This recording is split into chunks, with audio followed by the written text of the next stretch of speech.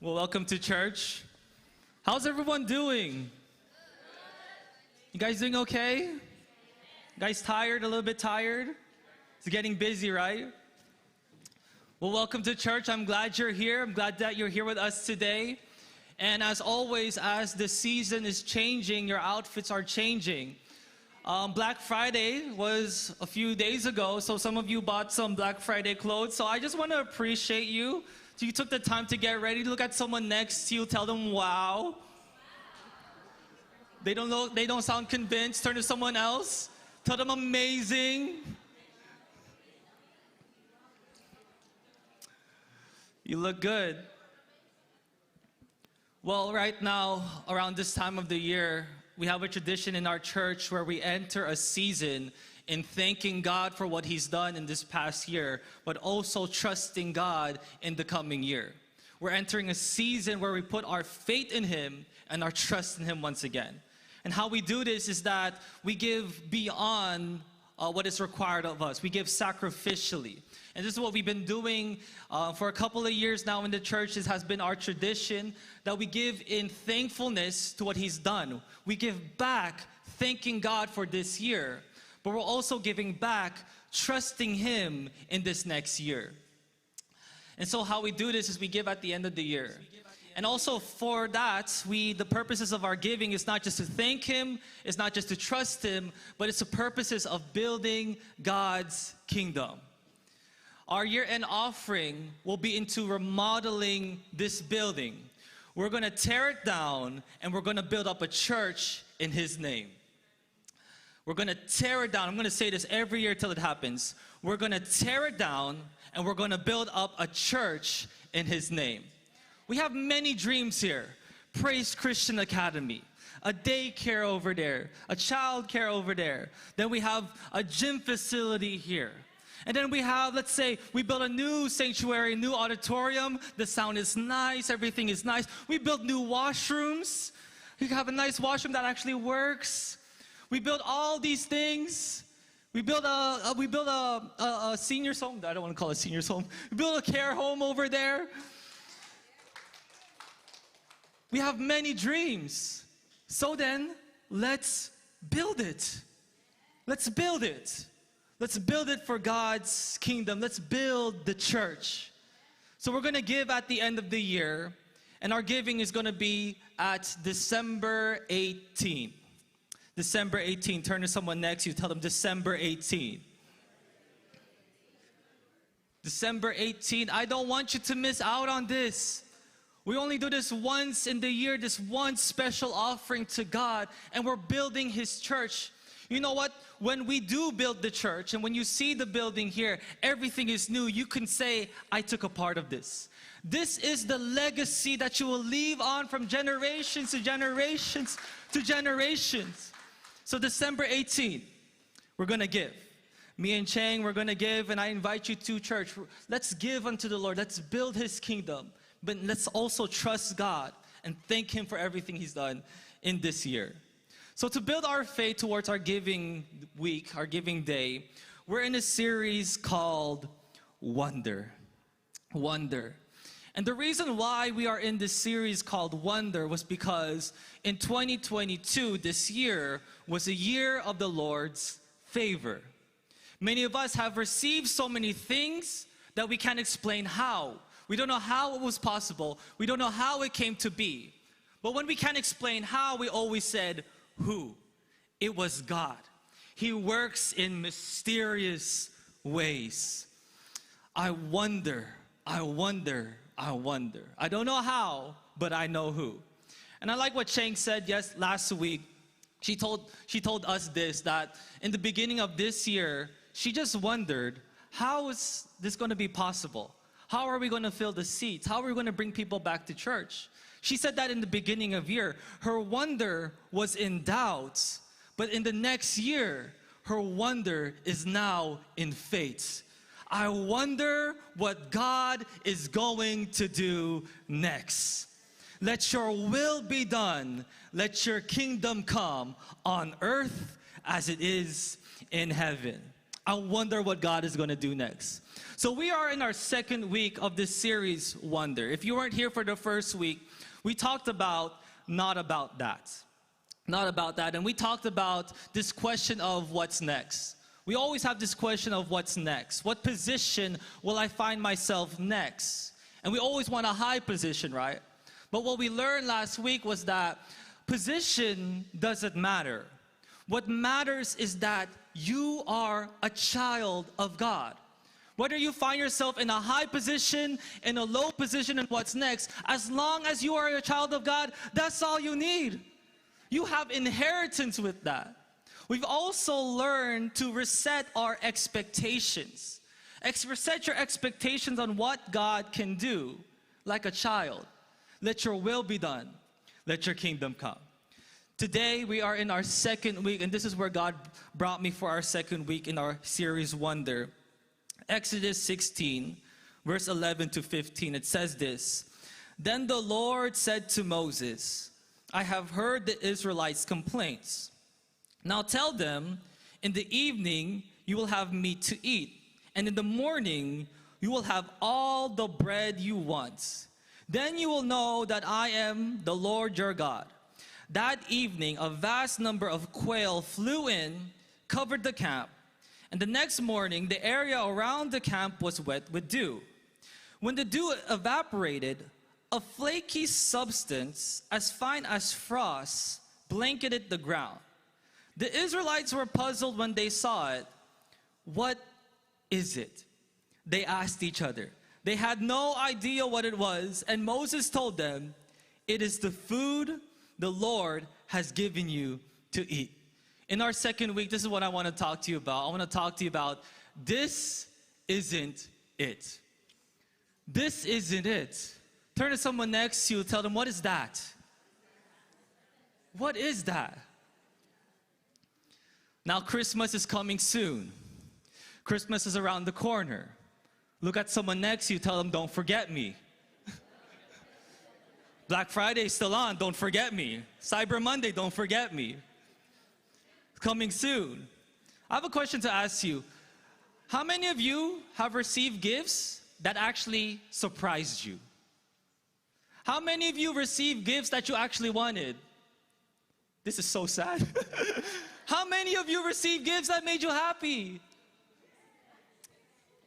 It's questionable right now, right? For me, when I was growing up, I never received gifts that I wanted. I was never surprised. Growing up as a kid, I'm very simple. Very simple. All I want is toys and cars, and that will make me happy. I don't know why. Every time people give me gifts when I was a kid, I don't know why they give me clothes. Why do you do that? You know the kids want toys, but why do you give them clothes? Like, have you seen this before? That you have to give your Christmas shopping for your kid or your ianak, or ianak, whatever, your godchild. And then you're out, you're shopping, and you go to all these stores and you saw this nice clothes. So cute, right? So cute. You buy the clothes. You wrap it up. You work so hard wrapping it up. You give it to your godchild. You give it to the kid. You see the kid's face. They say, "Wow, amazing." They're so happy. As soon as they open it, their face changes. They're disappointed. Sometimes they throw your gift. I don't know why you do that. And I hate this a lot. I hate this a lot. Some of you never wrap gifts according to its size. I don't know why you do this. The gift is this big. Why is it in a box? Big. I hate that as a kid. The reason why is because when kids see a big gift, they think it's a big toy. They think it's something big that they like. They rather choose a big gift than a small one. You're deceiving the kids. Because when it's a big gift, they have this anticipation, they have this expectation. Oh, it's a big toy. It's something amazing, it's something awesome. And then when they open it, and how many boxes you put it in, it gets smaller, it gets smaller, it gets smaller. And then when they open it, it's just one toy car. Why do you do this? And the kids, sometimes when they open it, they go through the hassle of opening it, and they see this thing that doesn't match their anticipation, doesn't match their expectation. They end up crying. They end up complaining because it didn't match what they had in their mind. A big gift, then why is it this when I opened it? And for us adults, we're adults here, we're older now. We can't be like the kids. We can't cry and we can't complain when we receive gifts. Got a question to ask you. How many of you have received gifts that you did not want? How many of you have received gifts that you did not expect and then you have to fake it? You're gonna say, wow, I love it. But in your mind, you don't like it. You fake it, oh, I'm amazed, thank you, thank you. And then in your mind, I'm gonna re-gift it. I'm gonna give it to someone else. I know how you think. We fake it a lot. So to avoid this, to avoid all of this, turn to someone next to you. Tell them exactly what you want. Exactly what you want. On the dot. Okay. Now, if it's something that you can't get, tell them we'll pray. We're just gonna pray. Like, it really gets me. Some people cannot give gifts. Like, you constantly tell them what you want. You always hint at them what you want. But when the day comes and you get the gift, it's not what you want. To the wives here, how many times you told your husband that you want this? On the day, he didn't get you it. He got you something else. Oh, for the husbands, I'm not biased. For the husbands, how many times have you told your wives, I want this? They didn't get you it. For the Mars, Brads, I know we have good hearts, but every time they give us something we don't want, and we always think it's the thought that counts. But sometimes it's the thing that counts too, you know? I'm just trying to help you out. It's Christmas season. The Israelites here came to a point where this isn't it. Like, what they're going through, it's not the thing that they asked for. God, He delivered the Israelites out of Egypt through all these miracles, the 10 plagues, then the parting of the Red Sea. And the reason why God is delivering His people out of Egypt was to bring them to a promised land. The thing is, when we read this verse, it's been around 1 month since they left Egypt. Meaning that they've been in the desert, they've been in the wilderness for around a month now. And they're still not in the promised land. Also, they've been in the desert for 1 month, meaning that their comforts, all the necessities that they needed was not there because they were in the desert. So they started complaining. I'm thirsty. We're thirsty, God, because there's no water in the desert. So they complain, I'm thirsty, we need water. God gave them water. And again, they started complaining here. Now that their complaint is, I'm hungry. I'm hungry, Lord. I'm hungry, there's no food. So we see this in verse 1 to 3. In Exodus, it says this, Then the whole community of Israel set out to Elim and journeyed into the wilderness of Sin, between Elim and Mount Sinai. When they arrived there on the 15th day of the 2nd month, 1 month after leaving the land of Egypt. So it's been a month, and they haven't been in the promised land yet. 1 month, there too, the whole Israelite community complained about Moses and Aaron. They said this, if only the Lord had killed us back in Egypt, they moaned. There we sat around pots filled with meat, ate all the bread we wanted, but now you have brought us into this wilderness to starve us all to death. See, it came to a point in their journey where they were saying, this isn't it. I didn't come out of Egypt just so I could suffer. Why did I leave Egypt? So I could suffer, so I could be hungry. Why would God take us out, bring us here to starve to death? This isn't it. This isn't it. They were hungry. So they were complaining. And I find some of us today, we're hungry. Maybe some of you right now, you are hungry. But other than that, you have a hunger in you. That there is a need in you that's not being met. There is a want in you that's not being met. This is what I found out with hunger. Hunger is really driven by your need. There's a difference between hunger and cravings. The common thing between hunger and cravings is that there's a strong impulse to eat, and when you eat, you'll be satisfied. The only difference is this. The difference between cravings is that if you don't satisfy your cravings, it's not the end of the world. Yes, you'll be annoyed. Yes, it's not nice. Yes, you're frustrated. But it's not the end of the world if your cravings are not met. The difference with hunger, if your hunger is not met, you're going to die. If your hunger is not met, you'll slowly deteriorate. If your hunger is not met, it's not going to end well. There's a difference between hunger and cravings, okay? Your cravings, how you have cravings is this.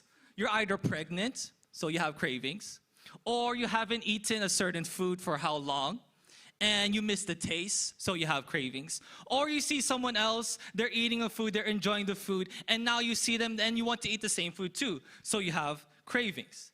Now here's the difference with hunger. How do you have hunger? You don't eat. You don't eat at all. That's how you have hunger. So hunger comes from a place of need. And for some of us, there is a need that is not being met. There's a prayer that hasn't been answered.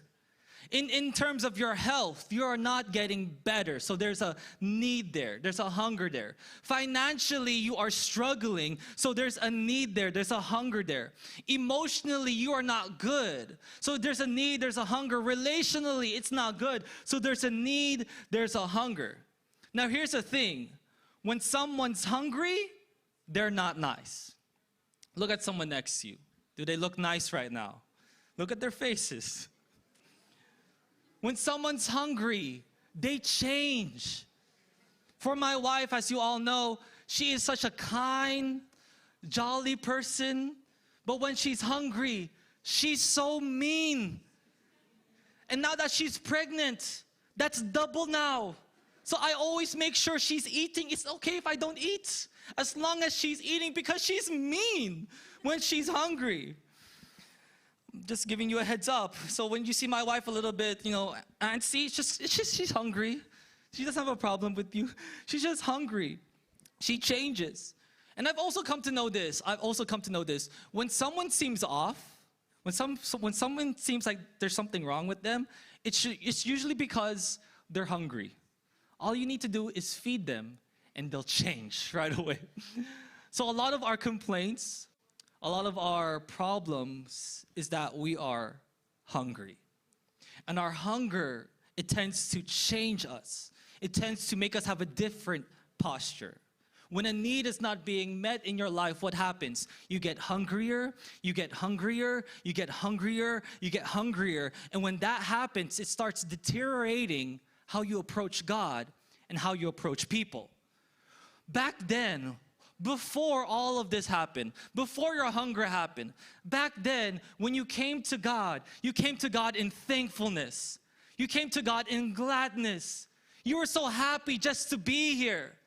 But now that there's a hunger that's not being met, now you come in doubt.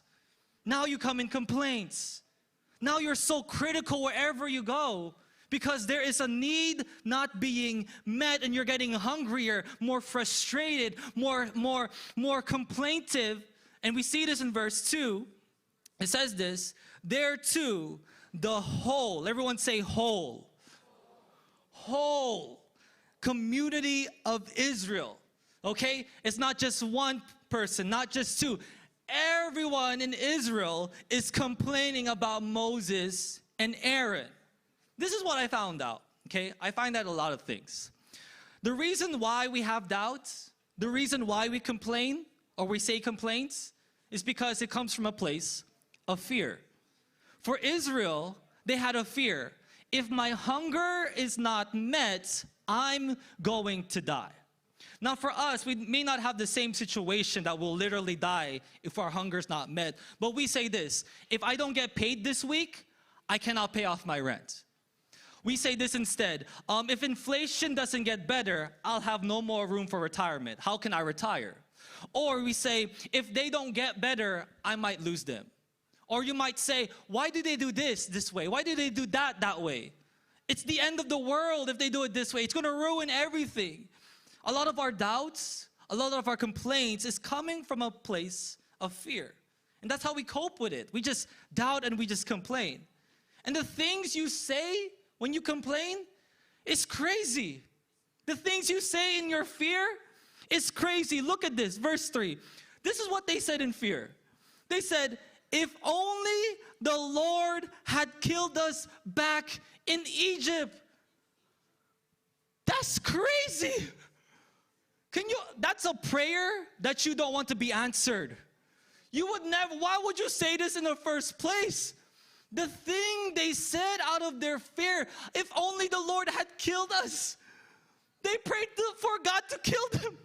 It's crazy what you say in your desperation because of your fear. Like the things you say, the things you think in your fear. Why is it always the worst possible scenario? The things you say, like the conclusions you come up with. Like, if I lose my job, then I can't pay off the place I'm at. If I lose my place, then I'll lose my family. If I lose my family, I'll be alone. I'll be alone here by myself and no one's gonna notice me. If I just go away, no one's even gonna notice me. Your conclusions, what you say, like the things that you say, like if this happens, then that happens, then this happens, my dog's gonna be gone. Like the things you just conclude, the crazy stuff that you say. And this is what I wondered. This is what I wondered. We are so good in saying all these crazy things. We are so good in picturing the worst possible scenario. We are so good in thinking the worst because of our fear. I've always wondered, why can't we be this good in our faith? In our fear, we say these crazy things. Why can't we say in faith crazy things? In our fear, we picture the worst possible scenario. Then why can't in faith we picture the goodness and the glory of God to come?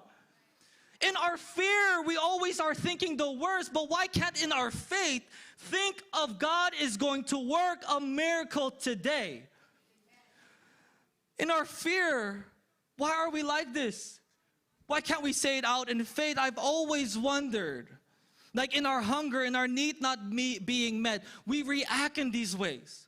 We say crazy things, we doubt, we complain. I've always wondered, why instead, when we are in our hunger, why can't we speak out in faith? Speak out in faith. But anyways, God heard their complaints. Now, God doesn't like complaints, but he heard their complaints, and the reason why is because it came from a place of fear. So he heard the complaints, and he's going to do something about it. And we're going to read this in verse 4. He's going to do something about it.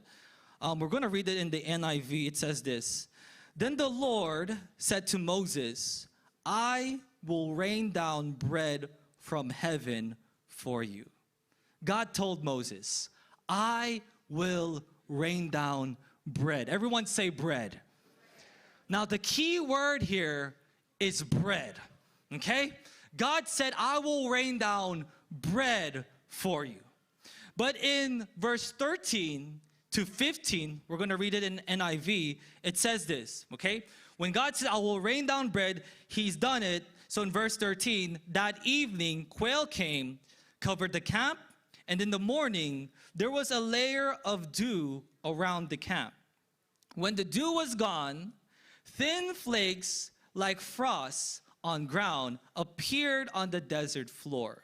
When the Israelites saw it, they said to each other, what is it? Again, God said, I'm going to rain down bread. When they looked at what God has done, it didn't look like bread. And they said, this isn't it.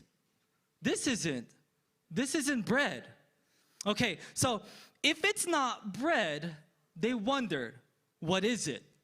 What is it? That's the first thing that they said. What is this? What is this?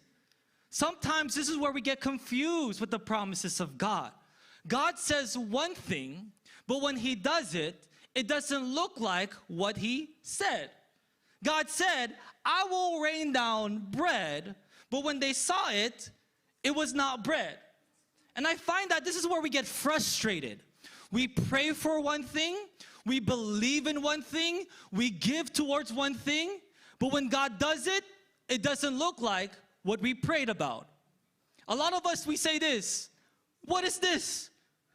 What is this? This is not the thing that I asked for. And that's what we say. If it's not the thing that we asked for, the first thing that we say is, what is this? Some of you, you prayed for peace, right? You're praying for peace. Then why are you facing all these problems? What is this? Some of you, you prayed for promotion. Then why did you get laid off? What is this? Some of you prayed for healing, but it got worse. What is this? For some, you prayed, God use me, but now you're in a position where you can't be used. What is this? This is not the thing that I asked for. And for me, I've been saying this a lot lately. Can I be honest with you? I like honesty here. Can I be honest with you? When I was coming into this role, coming into this position, being your pastor, being the lead pastor of this church, I had so many expectations in my mind. I thought, like, the things that I have to deal with is vision, pushing vision, make sure we execute the vision. I thought that I had to deal with leadership, the leadership here, how to establish it. I thought that what I need to do is admin. I need to preach, I need to teach. And that's what I thought I need to do. But the longer I've been here, I found out that is not all that it is. A lot of what I'm dealing with right now, I didn't ask for. A lot of what I'm dealing with, I did not expect. I didn't even know till I got here. So a lot of what I'm dealing with right now, this is what I'm saying. What is this? What is this? Have you said that to God lately? What is this? Because you just didn't know.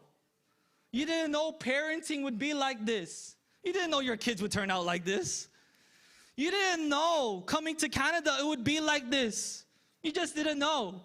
For some of you, you didn't know your program would be like this. And for others, you didn't know your wife would be like this. I'm getting at the wives now because Chang got at the husbands last time. You didn't know your wife would be like this. I'm not going to say anything else. You didn't know. What is this? Like you thought, I proclaimed in your life, this year was a year of the Lord's favor in your life, but you haven't experienced it. What is this? And that's where our wonder is at. When God does something that seems like it's opposite, or when something happens in your life that looks like it's opposite of what God said, you say, what is this? And this is what I found out. That's the level of our faith. We stop with that. We stop with that. We just stop at questioning what God does. Our wonder is, what is this? They said, God, I asked for bread. I asked for bread, not this. This is not bread. What is it? And that's the level of their faith. They're just questioning, what is it? At times, when you receive something from God that you didn't ask for, you just stop there. You stop there. And you say to God, God, I'm not going to do something about it. God, I'm not going to move because what you gave me, I didn't ask for it. And this is why I find out we're stubborn sometimes. For some of us, we will not do something that we didn't ask for. You would say to yourself, that's not my kid, that's your kid. you birthed the kid. That's not my kid. What else do we say? Oh, that's not my problem. Have you said that? That's not my problem. That's not my concern. So why do I have to do anything about it? It's not mine. It's not my problem. Or you would say, God, how can I be faithful for what you've given me when it's not what I asked for? And that's what the Israelites were saying. They're saying, what is this? That's all they said. I want you to notice. When they saw what God has done, all they said is, what is it? And they just stopped there. What is it? Because they never saw anything like it. I think for some of us today, we are seeing things and we are experiencing things that we've never seen and experienced before. And for some of you, that's all you can say. What is this? What is this? I didn't ask for it. I didn't expect it. I didn't pray for it. And you know what's so funny with all of this? What God has given them, it was the exact answer to their hunger. It was exactly what they needed. This was the answer to their prayers. This was the answer to their need, but it was wrapped up in something that didn't look like it. It was wrapped up in something that they did not expect. Again, the Israelites were hungry. God said, I will rain down bread. But when he did it, it didn't look like bread. Instead, it looked like this, verse 4. This is what it looked like. When the dew evaporated, so dew came on the ground, when it evaporated, a flaky substance as fine as frost blanketed the ground. And I have a picture here. What this looked like, I can't get the exact picture. What this looked like was these small little seed-like things, and it was frosted. So can we look at the, so it kind of looked like this on the ground, but a little bit smaller. So can we see the next one? And it was blanketed all across the desert floor. It was small, flaky, frosted things. Now, when you look at that, what does that look like to you? Snow, the enemy, right? It looks like snow. It doesn't look like, does that look like bread to you? It doesn't really look like anything I could eat, actually. It doesn't look like bread. It doesn't look like food. It looks like, for the Israelites, they never saw snow before because they're in the desert. So it doesn't look like anything that they ever seen. It doesn't look like bread. It doesn't look like food. Now here, if you take it at face value, what do you think it is? For us, snow, right? But if you take it at face value and you see it for what it is, you may overlook it because you just don't get it, right? You don't get what God has done. So you may just overlook it thinking that God didn't answer your prayers. But what I want you to understand with this is that this was the very miracle that they were asking for. That was the bread. But it doesn't look like bread, right? So when God said, I'm going to rain down bread, he told Moses instructions on how the Israelites would do this. So God told Moses, when I do this, when I rain it down, tell the Israelites to gather this thing, gather it in the morning, take what you need. Don't take too much, don't take too little. If you take too much, it's going to rot. So take what you need. So the Israelites will go out in the morning, take this thing that they don't understand, they take it, they bring it home. And what they would do is that they would boil this thing that they don't know. When they boil it, it comes into this doughy material, or they would bake it. It would come into this doughy material, and they would form bread out of that. So this is what I want you to understand. God has given them what he promised, but there was process. He's given the promise, but there was process. When it first came, it didn't come out what they expected. It didn't come out what they wanted.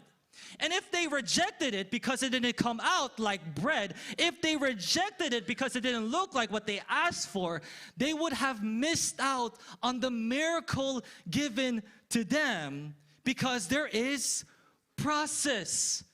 They needed to work with what God has given them. The thing that didn't look like it, the thing that they didn't ask for, they had to gather it, they had to work at it, and when they worked at it, it became what God has promised. Now, I'm going to speak out in faith for you. Whatever God has given you today, whatever you have, whatever you experience, whatever situation you find yourself today, it is the very exact thing God will work His promise in you. Again, it may not look like what you're expecting. It may not be the thing that you asked for. It may not be the thing that you expected. But if you're willing to endure the process, it will become what He promised. Don't be like this. When God does something, you're going to say, God, this isn't it. This is not what I asked for. And that's the level of our faith. This is not what I asked for. God, this is not the husband that you promised me.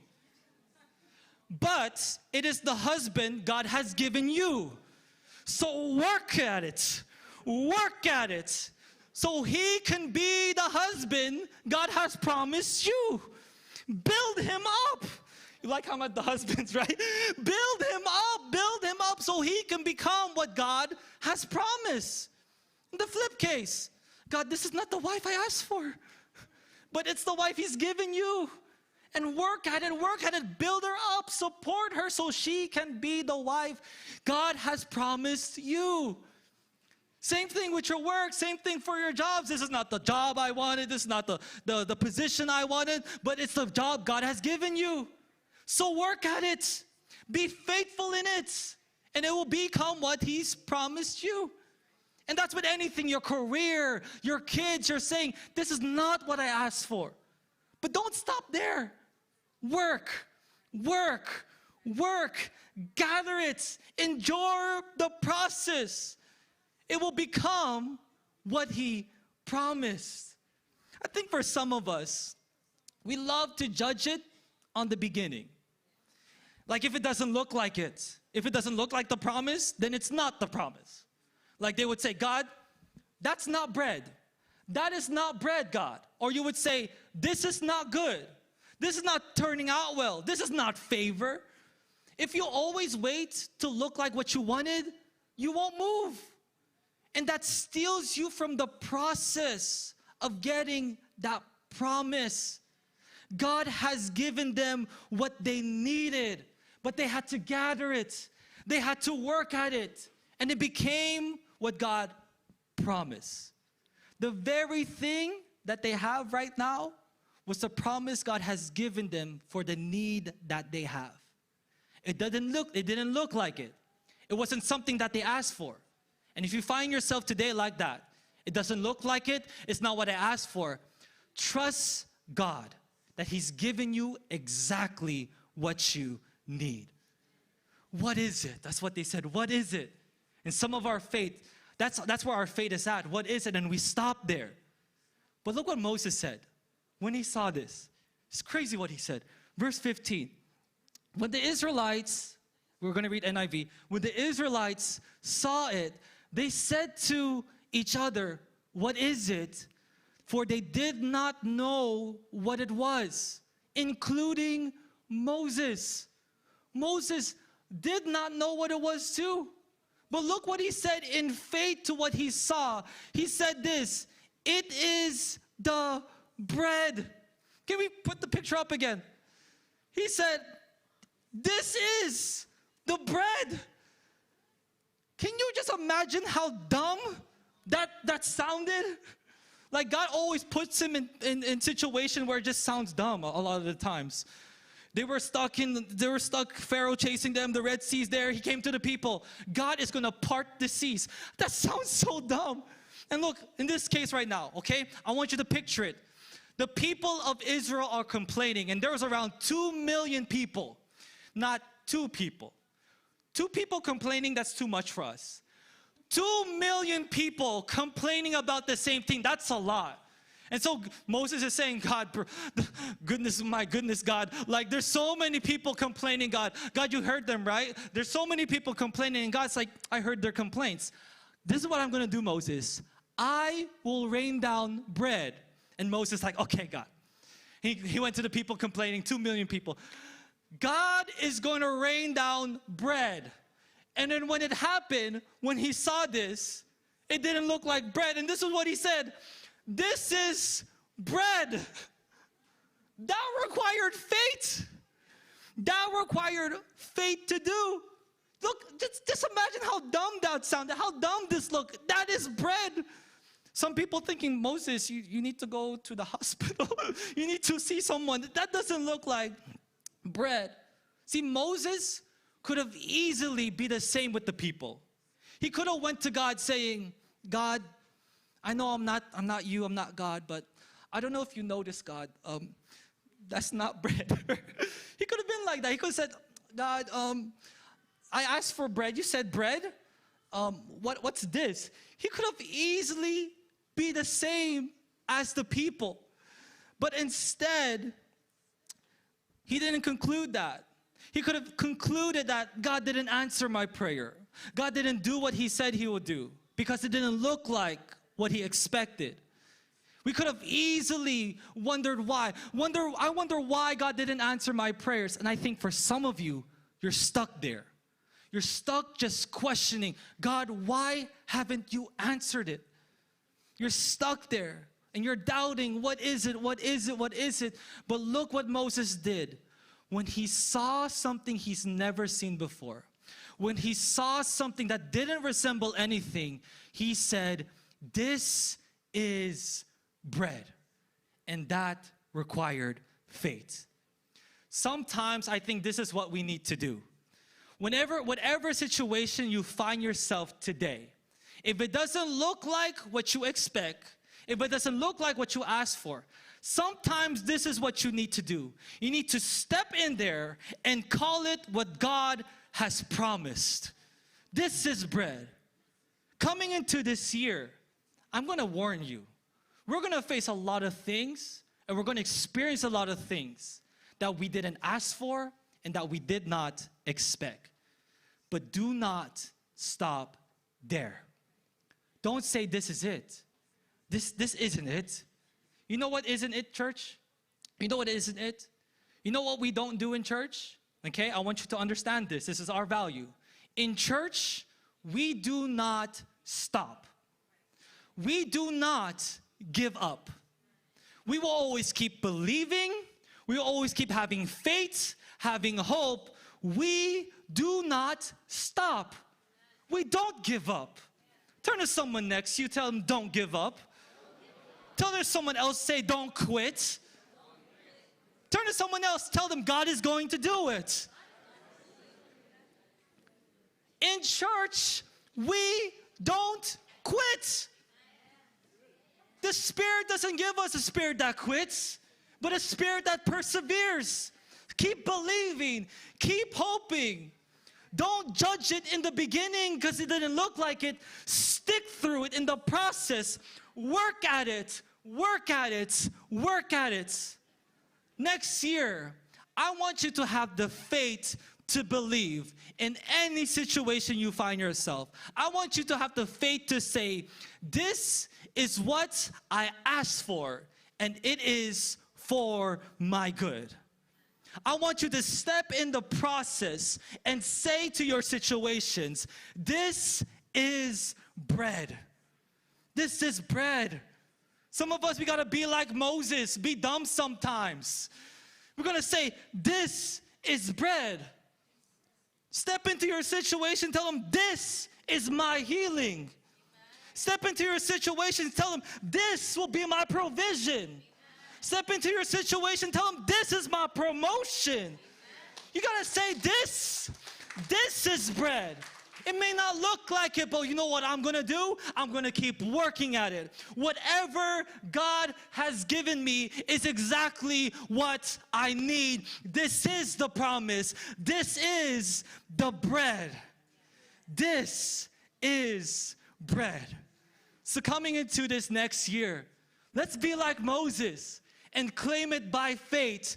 This is what my need is. This is going to be my need. This is bread. Stand to your feet.